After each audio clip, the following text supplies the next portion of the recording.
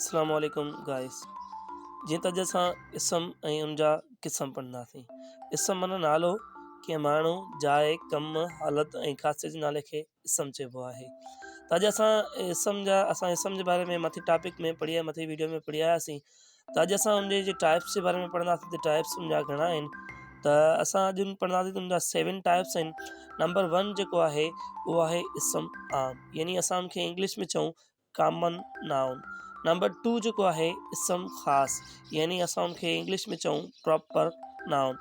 Number 3 जेका आहे उहा आहे इसम जमा, यानी उनखे इंग्लिश में चइबो आहे कलेक्टिव नाउन। नंबर 4 जेको आहे इसम जिन्स, जेके इंग्लिश में चइबो आहे मटीरियल नाउन। नंबर 5 जेका आहे इसम ज़ात, यानी जेके एब्स्ट्रिक्ट नाउन चयो वेंदो आहे। नंबर 6 जेको आहे इसम तस्गीर, जंहिंखे डोमिनेटिव नाउन चयो वेंदो आहे। उन खां पोइ नंबर 7 जेको आहे उहो आहे इसम मुरकब, यानी कंपाउंड नाउन चयो वेंदो आहे। त असां अॼु जेके हिन टॉपिक में असांजे अॼु हिन वीडियो में असां जेके नाउन जे बारे में सिखियासीं। अच्छा, इंशाल्लाह नेक्स्ट टॉपिक में असां जेको सो हर जेको नाउन जो काइंड आहे या क़िस्म आहे उनखे अलॻि अलॻि नमूने सां पढ़ंदासीं ऐं एग्ज़ाम्पल ॾेई तव्हांखे उनमें सम्झाईंदासीं।